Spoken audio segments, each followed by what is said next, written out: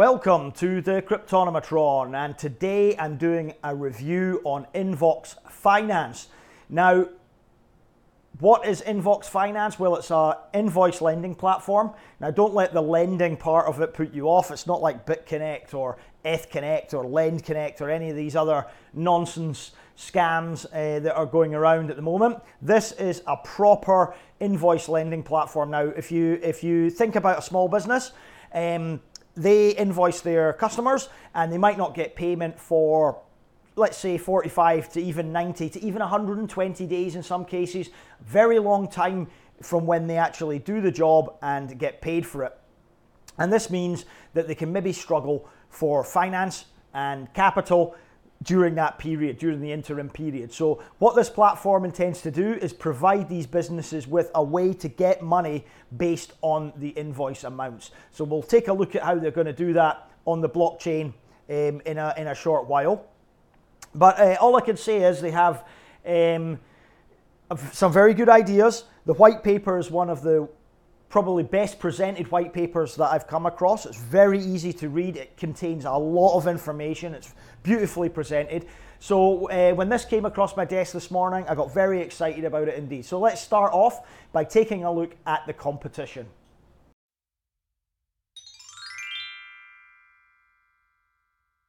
So the competition is, in singular terms, Populous. There is no other ICO or blockchain company that's offering this service at the moment. So Populous is the only one that's there.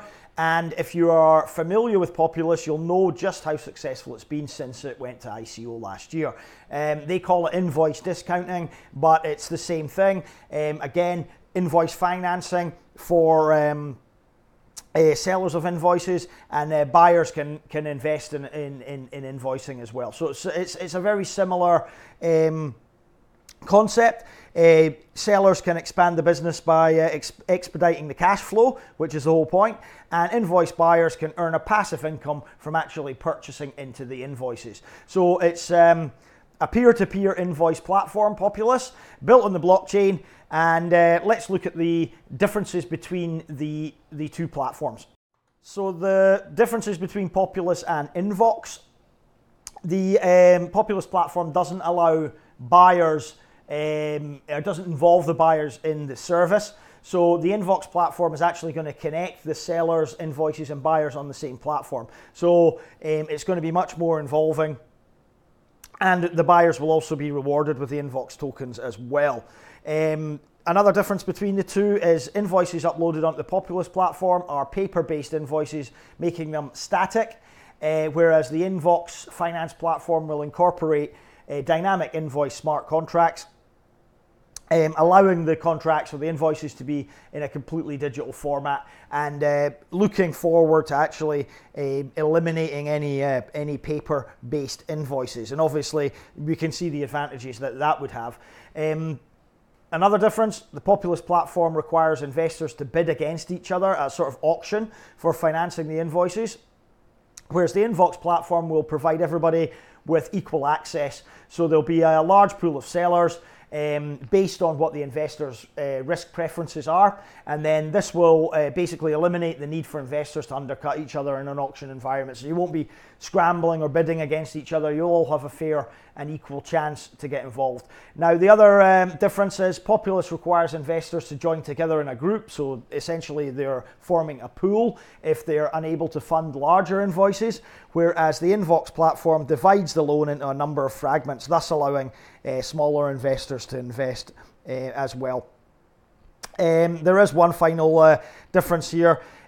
Populous was founded in 2017, whereas the Invox platform has been run by an Aussie company, ABR Finance Pty Limited, and that's been operating since 2012. And obviously now they've seen an opportunity to launch this service on the blockchain. And with the success of Populous, why not, really? You know, let's be honest. So last but not least in the competition or competitive comparison, we'll look at Populous on CoinMarketCap. Now, it's been growing in value for a long time. It's suffered recently in the bear market, but all altcoins have really, so not really the fault of Populous. It was up around, I think, about $50 at one point. I'll just check in a second, but you can see there the market cap's at $774 million with a $5 million 24-hour volume, which is fairly large. However, the circulating supply is lower than Invox at 37 million, with a total supply lower again at 53.2 million. So the supplies are slightly different, a lot lower for Populous, but it just gives you an idea of the potential in these invoice lending or these invoice financing platforms, and that's why I'm bringing this to your attention. So we can see there it really benefited in the last few months since coming off ICO. It's actually been one of the few altcoins that has grown in value regardless of the sort of bear market we've had since October, November last year. And you can see in December it started to peak up to there you are, $48, $49 there, with a even larger peak in January when things were really booming, up to about $70. There you go, $72, $73. So you can see the potential here for Populous alone, but obviously it doesn't have any competition. Now that Invox Financing is launching, it's bringing competition to the marketplace, which is always a healthy thing, and it gives you an impression or an idea of what Invox can potentially achieve as well.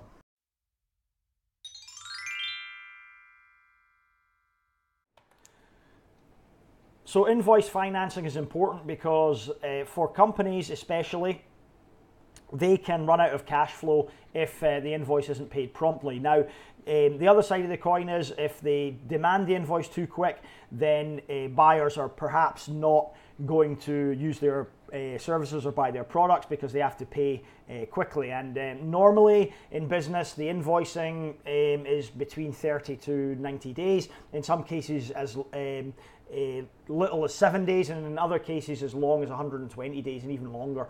6 months I've seen as well for some invoices. So being a small business owner myself, I understand the problems that this brings and the issue of cash flow in small businesses especially. So, when I look at projects like this that are bringing a solution to these problems, I really sat up and took notice about this project. It was the same with Populous when I first heard about that as well. So, the seller, to give you an idea or an example, the seller might invoice on a 30-day basis, but within those 30 days, if the invoice isn't paid, then they'll struggle for cash flow. And they need the financing, they need the cash flow to come in. So what they'll do is they'll perhaps go to the bank for an overdraft, or they'll use funds from elsewhere, or even they can use what's called a financier, and a financier will provide a service called invoice financing. And invoice financing is where effectively the financier buys the invoice off the seller and then sells it on to a buyer and provides the cash flow back to the seller as a result. So the way the traditional invoice financing works is the financier takes the invoice from the seller and usually provides up to about 80% of the face value of the invoice. So the financier is making, let's say, 20% on average off each invoice. And this allows the seller to get the cash flow quicker, and the financier can just sit and wait until the buyer pays and get rewarded with 20% off the total as a result.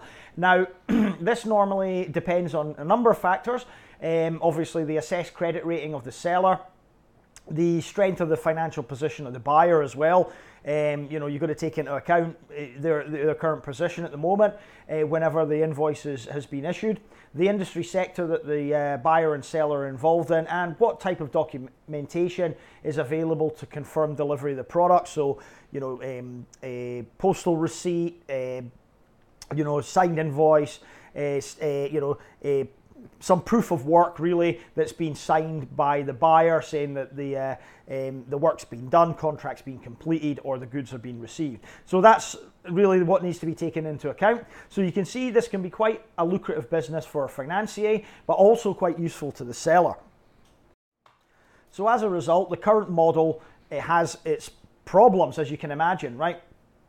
So the main problem is the financier that purchases the invoice from the seller, he doesn't have a relationship with the buyer. So he's basically stepping in as a debt recovery agent or whatever if the buyer refuses to pay. And the financier has to rely on most of the information that's provided by the seller. So the relationship between the seller and buyer may not be completely transparent, and so the financier is taking a risk. And in effect, that's what he's getting paid the 20% for. So it's based on a relationship of trust between the seller and the buyer. And this obviously has problems, as the buyer and seller may collude or conspire to defraud the financier. The seller may issue an invoice, for example, for a service that has not been fully completed, or a product that's not complied with the agreed spec or requirements of the buyer. The buyer may also dispute the payment liability as well. The buyer may become insolvent and unable to pay for the invoices. The seller, in breach of the agreement with the financier, may instruct the buyer to pay for the invoices directly to them and not return the funds to the financier. And there's also issues with the complexity of the processes, legal documentation, etc. The preparation and execution of legal documents is laborious and costly and may involve a number of third-party providers. So you can see this is a relationship that's based on trust, and it brings with it these inherent problems. And you know, if you've been involved in business and you've done any invoice financing, a lot of these problems will be pretty common to you, and you will already be aware of them. But if you've not, that's really what the issues are. And of course, we're talking about trust here. So what better solution than a trustless platform such as the blockchain to implement invoice financing?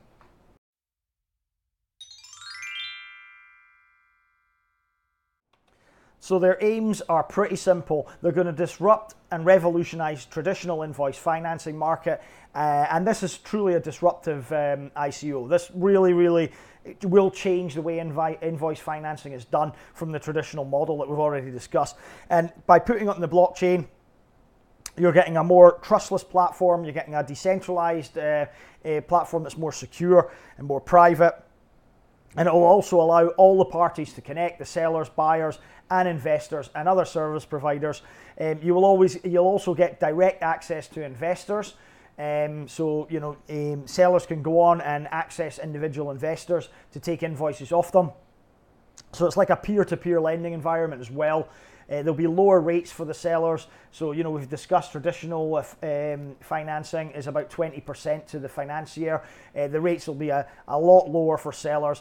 And it's also a new way for investors to diversify by investing in these companies' invoices.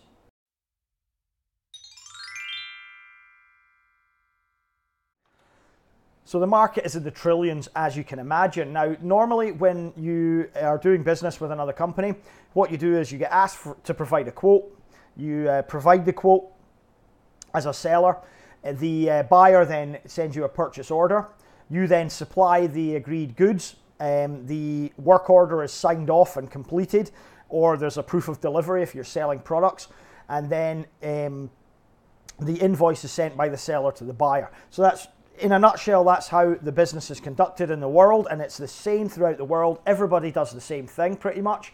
As you can see here, Europe is the largest player in the invoicing finance global market at $1.9 trillion a year. It's quite incredible. The whole market is valued at 2.85 trillion US dollars a year. So we're talking about a business that or a market, sorry, that is applicable to nearly every business on the planet. So you can't really get any bigger than that in terms of a market segment.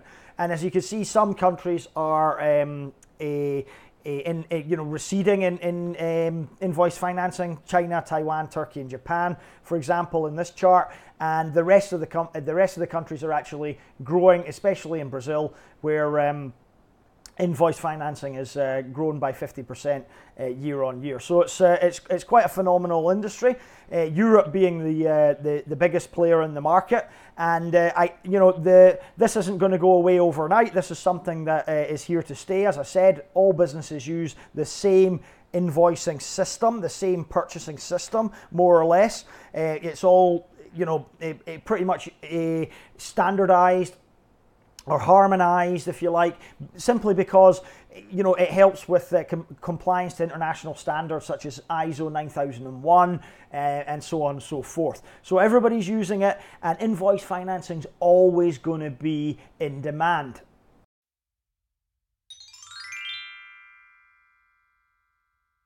So the blockchain they're using is the Ethereum blockchain. It's an ERC20 token, I believe. And you can see the stack on the right-hand side, just a simplified graphic of the stack, however everybody's going to interact. So the Ethereum smart contracts will be used. They will have dynamic invoice smart contracts to eliminate the use of paper and other antiquated resources. And they will also use smart contracts for the loans as well. And all the users will access through the hub. And the users will be the seller, buyer, investor, and also third-party service providers where applicable. So the smart contracts, the dynamic smart contracts, will be deployed to the Ethereum mainnet, and these allow invoices, dynamic invoices, to be created on the ledger, and they store all the information such as the verification status, any cash advances made already, etc., etc. The loan smart contracts will also be deployed on the Ethereum mainnet, and these enable the flow of money between the investors, the sellers, and the buyers. They also can direct funds to a specific party if applicable.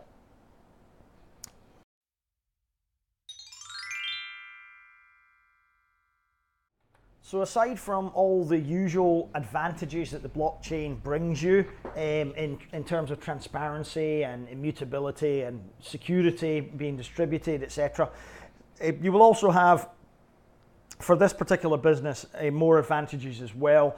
And for the dynamic invoice smart contracts, what will happen is you will register as a seller, put your invoice on the system using the hub, and then any potential investors will come along and verify the invoice with the buyer as well to make sure it's obviously accurate. They don't want to be taking on a false invoice that the buyer disputes. So the seller will also be able to grant access and control the privacy of the invoices and the information as well. There will be a search functionality too. Once the invoices get settled, the smart contract, the invoice smart contracts will distribute back the value of the invoice to the seller, and also anything payable to the investor, and they'll get paid in interest as well. You can also involve third parties this way, and third parties would be, for example, the Personal Properties and Security Register in Australia that allows security interests to be registered, and there are obviously similar bodies in the US, Europe, and other jurisdictions. And also there will be a dispute resolution service as well, so that will be able to provide reliable evidence to courts or mediators if there's a further problem with the invoice. So to give you an idea how expensive it's going to be to execute a dynamic invoice smart contract, it will cost you around 70 cents, and this is quite cheap. So there will obviously be a fee returned to the platform, as there has to be. They're not going to work for free, but if you're adding a dynamic invoice to the system, that's what's going to cost you.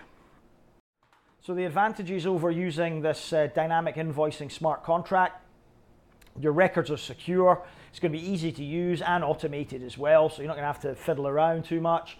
Lower interest rates and insurance, obviously, from traditional methods. Secure reporting as well. Integration with other software. There will be an API interface that will function with major accounting software platforms and other payment applications, etc. Your data, integrity of data will be coded to the contract. so you don't need third parties to adjudicate or look over paperwork, etc. And of course, the biggest selling point here is the lower cost of implementation. So no need to make your own software or do anything else. The Ethereum network will act as a virtual machine, as a pay-per-use system, and you basically just use the system and you pay every time you execute a dynamic invoice smart contract.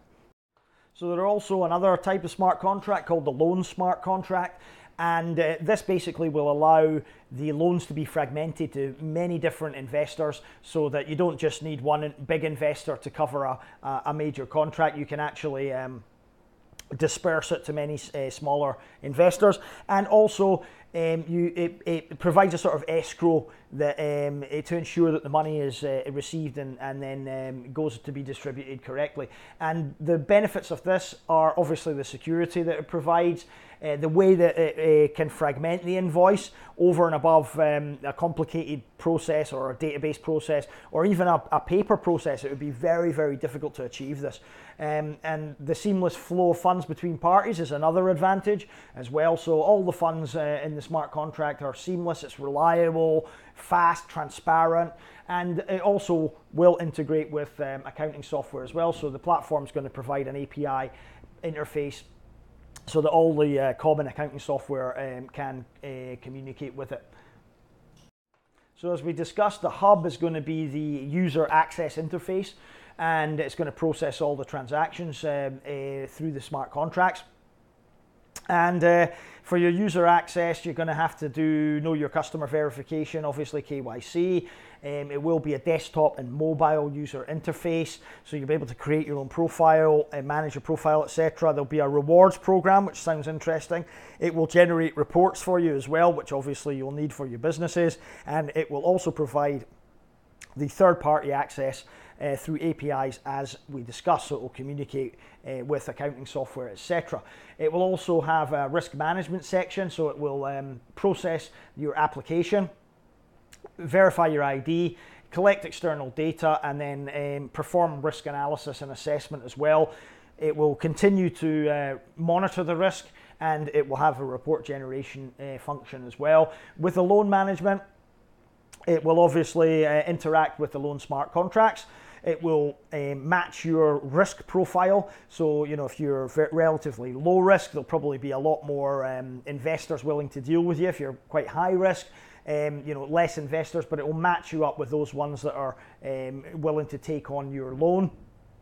It will manage your legal documentation. It will process your transaction, track it, manage it, and obviously still have a report generation function as well. And then the invoice management, it will integrate with dynamic invoice smart contracts.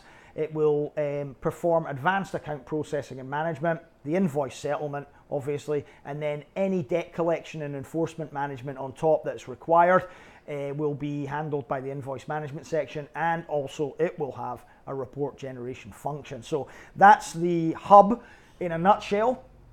It's very, very well thought out. They've detailed everything, and it's very easy for me to get a grasp on how this platform is going to work.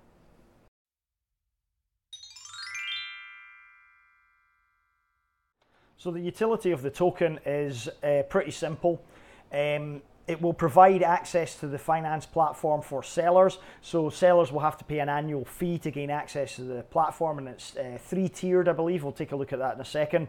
It will also be used to reward work performed on the platform. So essentially, the system will reward buyers and sellers with the Invox tokens for performing verification, payment of invoices, and other actions. So they call it proof of verification. So the way it works is basically the invoice financing is based on a relationship of trust, as we've discussed already. So the buyer has to verify the invoice, so they will get paid for that. And then once they pay the invoice off, then both the buyer and seller gets credited with a certain amount of Invox tokens by the platform. So that's called proof of verification.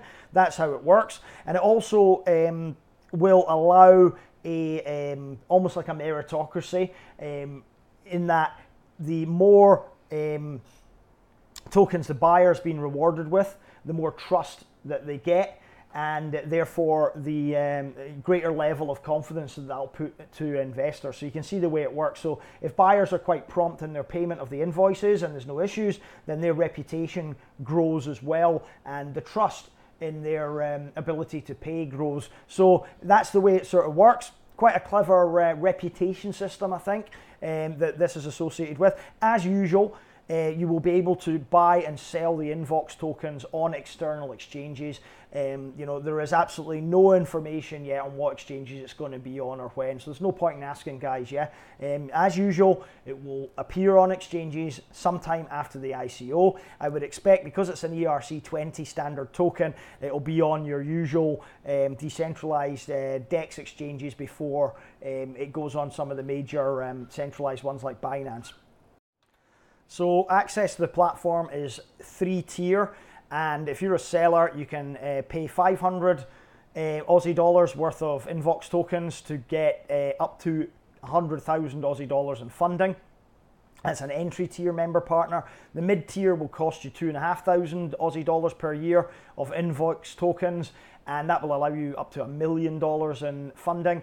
And the top tier members, for over $1 million funding, will cost you 5,000 Aussie dollars of Invox tokens. So there are fees. Sellers will pay an admin fee of 1.1% on the face value of each invoice. So that's much, much cheaper than the traditional methods as well.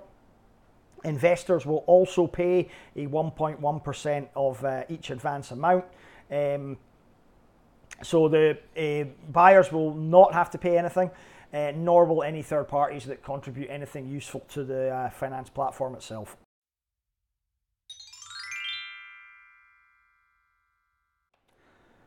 There are no red flags or scams associated with this project. The company is registered in Australia. It's a legitimate company.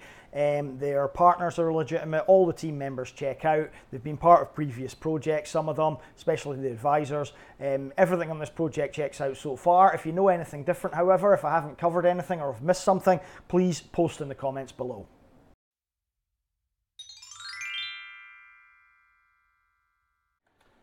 So, ICO details now, and let's start off with the token metrics and how they add up. The max total supply is 464 million Invox tokens. The total supply is 320 million. Now, I'm not sure whether they mean circulatory supply. I think they do. So we'll take 320 million as the circulatory supply. The hard cap will be 20,000 Ether, which is under $20 million, which I like to see. That's an acceptable hard cap in my opinion. Soft cap is 2,491 Ether, works out around $2.5 million.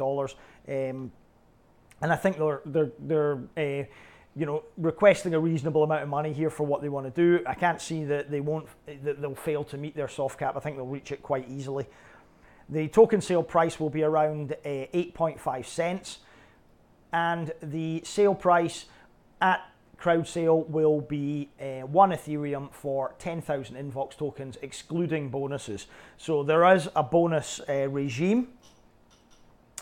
And the pre-sale starts on the 15th of March and will run to the 24th of March. Minimum investment in the pre-sale will be 1 Ethereum. The ICO, if there are any tokens left, will run from the 15th of April to the 15th of May. And bonuses are as follows. At the pre-sale, there is a 30% bonus. In the ICO, between first and second days, 20% bonus. Between the third and fifth days, 10% bonus. 6th and 15th days, 5% bonus. And then for the rest of the ICO, no bonus. So distribution is as follows. 55% for the pre-sale and ICO. There is 5% for bounty, which we'll look at later. There's an operational fund of 20%, which will be vested, and the board and advisors will get 20% as well, and they will be subject to a vesting also.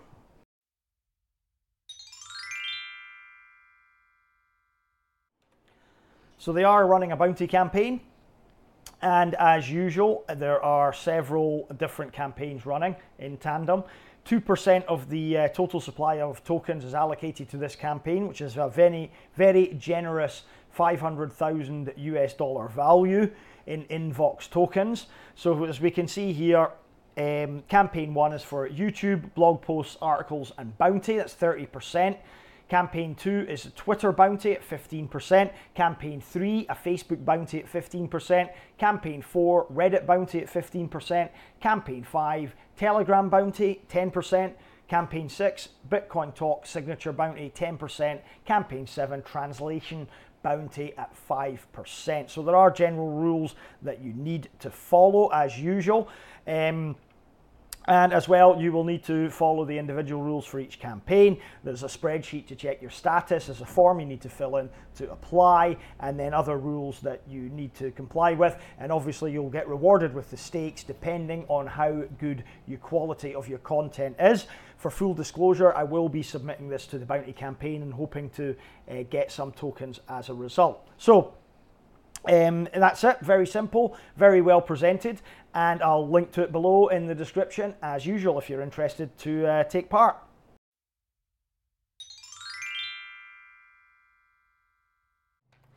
So roadmap now, and they're looking to develop a minimal viable product before the ICO round 2. So it will be coming very, very shortly, hopefully by the end of March. So this is how they're going to prove concept really by having this minimal viable product. So they're going to implement some dynamic invoice smart contracts. You can see here the white paper explains it very, very easily, and it shows what they're going to provide, so that you're, as an investor, you can be rest assured that they actually have something that that is tangible and that's going to be taken forward to the actual full product itself. The roadmap is as follows. They have 3 stages. They have stage 1, which was the founder's investment. Now the team has invested over $500,000 Australian dollars of cash in Invox Finance themselves. So this was to develop everything for the initial financing. Stage 2 will be to finalize the ICO and the minimal viable product as well. So that'll be coming soon. And stage 3 will be the goals for the use of the funds afterwards to actually finance getting this product off the ground. So all very exciting. They do have a geographical rollout in the roadmap as well. As you can see here, their first target, first priority will be the Australian and New Zealand areas, and then they'll move into Singapore and the USA. Third priority will be UK, France, and Germany, with a fourth priority being on the Netherlands, Poland, and finally Russia.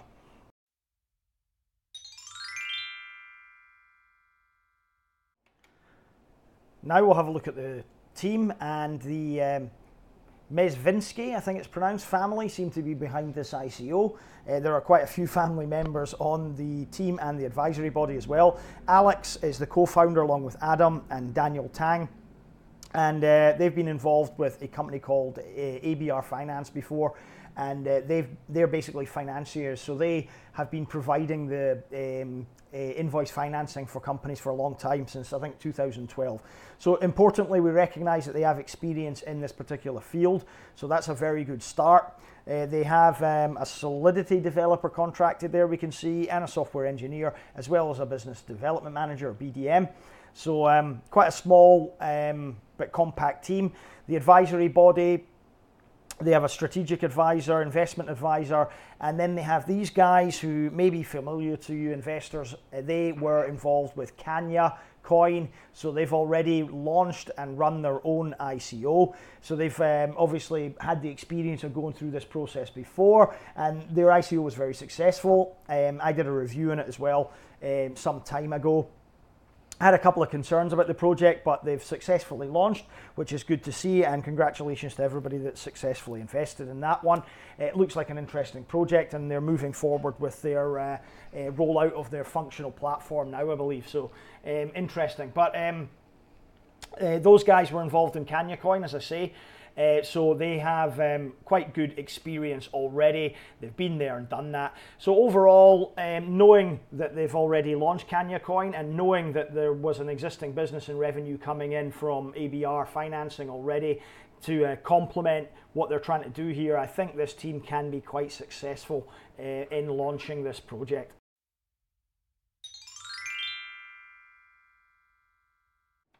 So they have quite a good spread of partners. They have ABR Finance, who are the private finance company, or the financiers who've already specialised in invoice financing. They have MoWorks, the creative agency, which is marketing their ICO for them. They have Celsius Network, which is the peer-to-peer decentralised lending and borrowing platform. Spiro Research, strategy and market advisors. They're also partnered with Blockchain and Bitcoin Brisbane, and they're consultants and software developers. Ply, as well, as a UX design for apps, web and digital products, and they're also partnered with Masternode Ventures, which is a full stack ICO advisory service and blockchain cryptocurrency incubator. And I think they're already partnered with Selfkey to provide the KYC for their ICO. Let's just take a quick look at ABR Finance. Again, properly registered company, private finance company, specialising in loans for small business sector, invoice financing, that type of thing. And they offer loans from 10,000 Aussie dollars up to 300,000. They say that they are more efficient than the banks, and they're eager to say yes. And there you go. They can help people that maybe struggle to get, or small businesses that struggle to get finance elsewhere. Just scroll down here. Interesting to note, they are based in Adelaide, and they are part of the Financiers Association of Australia. So existing business, existing revenue coming in, always good to see.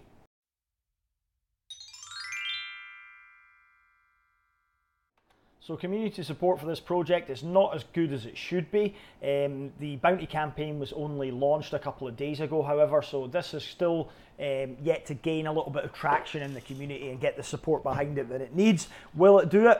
Yes, I'm pretty confident that this will eventually get to the stage where the community will get right behind it. As soon as people start to realise what they're trying to do here, and the potential of this project, I'm sure the community will jump on board. It's a very well polished product.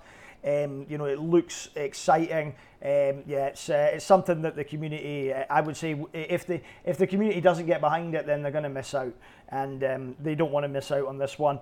So social media wise, they're on Telegram, Reddit, Medium, Twitter, Facebook, YouTube, LinkedIn, and also Instagram as well. Just take a quick look. They only have 2,452 members on their Telegram community, which surprised me. I thought it would be higher, but again, hype is low on this at the moment, and that will build towards the ICO. So will the community support, I believe. And Twitter, I was even more surprised to see they've only got 294 people following them, which is a disgrace. So get following them, guys, and keep up to date with what's going on, because you don't want to miss this ICO, in my opinion. I think it's quite a good one. So that's the community. We need to build on the support and need to build on the hype behind it. Hopefully this video will go some way in doing that. It needs a little bit more support, I think. So we're not there yet with the community and hype.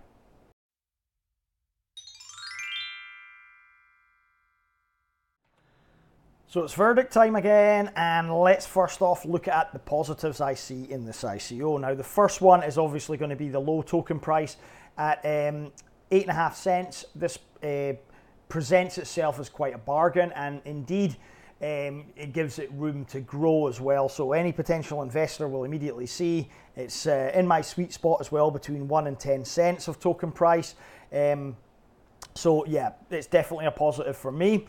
Combine that with the low hard cap of under $20 million and the low-ish supply of around 320 million tokens, maximum total supply 464 million tokens, gives it good potential to grow and give you some returns on your investment. Number 3, this project solves real-world problems. Invoicing finance, and especially for sellers or companies, is a real problem, cash flow problem. It's a real problem, and this solves this to a degree. So it's a good opportunity to get into something that solves real problems. Number 4, the token utility and the structure of the platform itself will incentivize users to get on board and actually use it. It will interest small business owners, certainly, and it will also interest potential investors. So if they are getting rewarded with the tokens, and buyers are getting rewarded for verifying invoices. This is going to incentivize people to use it.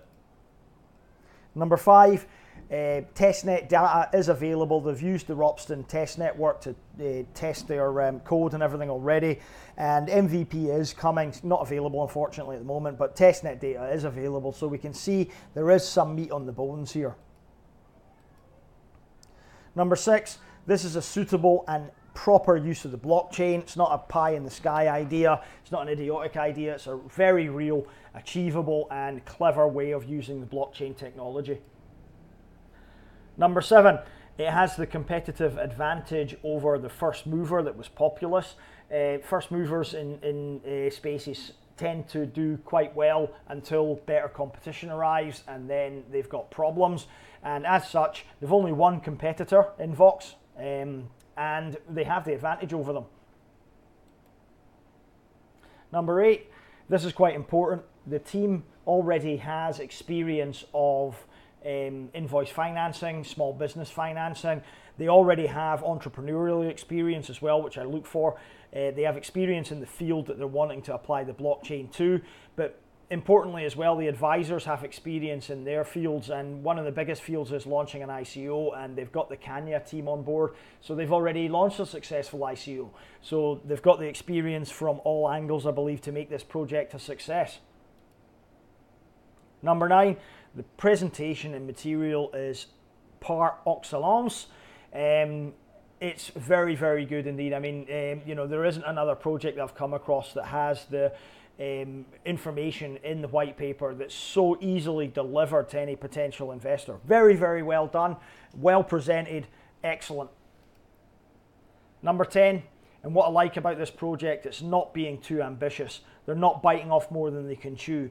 They know what they can implement, they know what they can do, they've outlined it very, very simply. It's very concise, all the material's easy to understand. They're not being too ambitious. And, ambition's always good if you can succeed and if you can implement.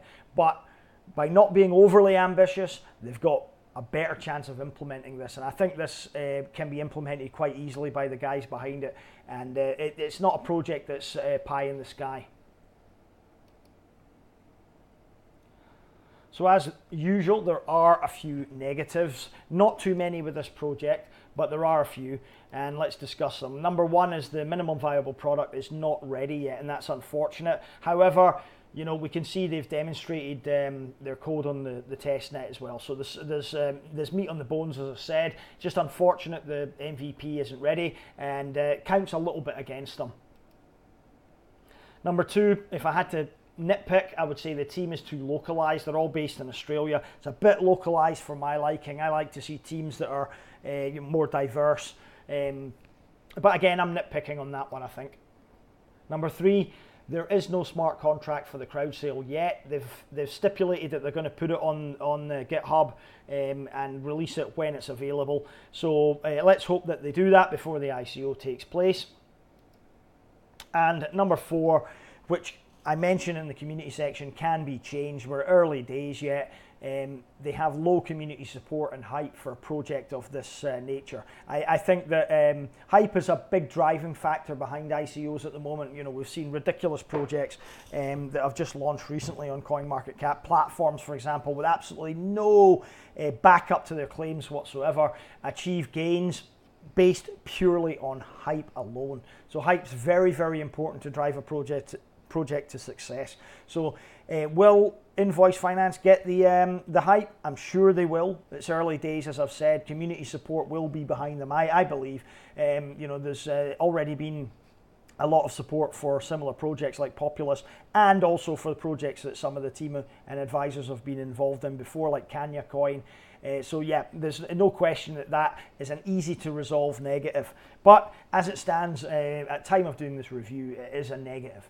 So let's have a look now at the potential gains for this project if we're going to invest in it. So in an ultra bearish market with the token price of 8 to 9 cents, what do I see this doing? Well, I see this going on the exchanges at a higher price than it is at the moment, just simply because of the use case and the problems and pain points that this ICO solves. In a bearish market, again, I can only see positives for this project, given on what Populous has achieved before. Populous had a market cap of over $1 billion at one point and is currently sitting at a market cap of around $770 million, and that's phenomenal. So, you know, a 4 times gain is really, really a bearish view. And in a bearish market on this, I can see 4 times being an easily achievable return. However, if we move to a bullish market with more positive sentiment, 6x on this one is an easy return. You know, you can easily see the token price going to 50, 55 cents on this. In a perma bull market, permanently bullish, you know, really, really strong sentiment towards cryptos. If we head up towards the overall $1 trillion market cap or beyond, this one's got 30 times potential, I think, guys. It really has. You know, the token price, as I said, it's low. The market cap will be low when it hits the exchanges, and it will only grow from there. And if we compare it to Populous, which is providing a similar service, then this has got 30x potential, you know, to get to the same amount of market cap as Populous. So hodling, yeah, definitely in my opinion. Flipping, definitely got potential. Again, at the moment with the bear market, you've got to bear in mind it's not really the ideal environment for ICOs or new projects. So we're going sideways in a way. But yeah, I still think this has got potential for flipping, even though the market sentiment is quite subdued. So final verdict time. Well, I believe this could be a Populous killer. If this is marketed right, if this gets the community hype behind it, if it launches the MVP, then it could be the Populous killer we've been waiting for. And I'm going to award it 4 out of 5 stars, just off the basis that, you know, it's a well polished project. It's a well-rounded project. It's got an experienced team behind it, and I think it could be the one that knocks Populous off its perch. It would have scored a lot higher had the community backing been there and the MVP being available as well. I would have really struggled to score this less than 4.5, to be honest. But as such, with the minor niggles it's got at the moment, it scores 4 out of 5. Will I be investing? Certainly, I'll be definitely investing in this one. I think it's a project with real potential. So that's my review on Invox Finance. What do you think about it? Do you think it can match Populous? Let me know in the comments below. If you enjoyed the review, please like and please subscribe. Let's grow the channel as a community, guys. You know, let's grow together as a community. So aside from that, I will be trying to complete my ongoing spreadsheet with all my reviews, and we'll keep it updated. So whenever projects change, or, you know, aspects of projects change, I will be updating the spreadsheet accordingly. Maybe marking them up or marking them down, as the case may be. So I hope to release that by the end of March. It has been difficult for me, guys. You know, the reviews take me a long time, so I'm sorry if you've been kept waiting on the spreadsheet. It will be available soon. I do promise you that. And I'm going to, you know, there will be 2 aspects to the spreadsheet. We will have the ICO reviews, my marks, and there will also be the upcoming ICOs as well. So you can add that, use the spreadsheet yourself. You can modify it yourself and add into the different fields and stuff for upcoming ICOs, the dates, you know, whether they're going to have a pre-sale, whether it's a whitelist, whether we need to do KYC for them, etc. So that's about it for today. I've only left to say my usual disclaimer that I'm not a financial advisor. This is not financial advice. This video is for entertainment purposes only. Please always bear that in mind, guys. If you're going to invest in any ICOs, please be aware that they pose inherent risk. It's no guarantee of making any money. And always do your own due diligence. Always do your own research. Don't listen to YouTubers. We're here for entertainment purposes only. And always invest wisely, invest cautiously, and never invest more than you can afford to lose in anything. That goes for ICOs, cryptos, anything. So thanks for watching, and I'll see you tomorrow with another video.